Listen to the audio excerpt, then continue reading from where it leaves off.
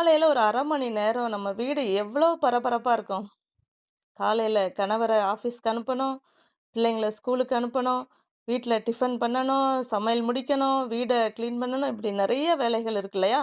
இந்த பரபரப்பான சூழ்நிலையில அவசர அவசரமா கணவர் கிளம்பி போம்போது, அவரு சாவிய காணோம் அப்படின்னு சொல்லிட்டாருன்னா, உடனே அத தேடி, அங்க தேடி, இங்க தேடி கண்டுபிடிச்சு அவர் கையில குடுக்கும்போது, இன்னும் 2 நிமிஷம் லேட் ஆயிருது. அவரு நம்மள திட்டுறாரு.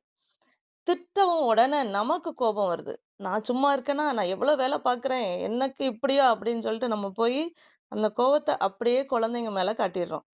குழந்தைங்க ஸ்கூல் கிளம்பிட்டு இருக்கிறவங்க, அவங்க சோர்ந்து போய், துவண்டு போய், "அம்மா திட்டிட்டாங்களே" அப்படின்னு சொல்லிட்டு தேவையே இல்லாம அவங்க துக்கத்தோட போவாங்க. பிள்ளைங்க யார் மேல கோவத்த காட்ட முடியும்? அவங்க அப்படியே ஸ்கூல் போயிர்றாங்க. இந்த பிள்ளைங்க ஸ்கூல் போனதுக்கு பிறகு, இந்த அம்மாவுடைய உள்ளம் இருக்குதே, அது ஐயோ! நம்ம பிள்ளைங்கள திட்டிட்டோமே! நம்ம பிள்ளைங்கள தேவையில்லாம கோவப்பட்டோமே! அவரு மேல இருக்கிற கோபத்த பிள்ளைங்க மேல காட்டிட்டோமேன்னு சொல்லிட்டு, இந்த அம்மாவுடைய உள்ளம் பிள்ளைங்களுக்காக ஏங்குது. இதே மாதிரி தான் நம்மளுடைய ஏசப்பாவும் நமக்காக ஏங்குகிறவரா இருக்கிறாரு.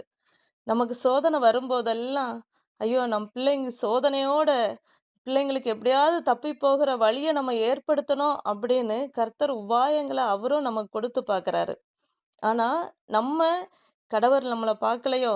கடவுள் நம்மள கைவிட்டாரோ! அப்படியெல்லாம் நம்ம யோசிக்கிறோம்.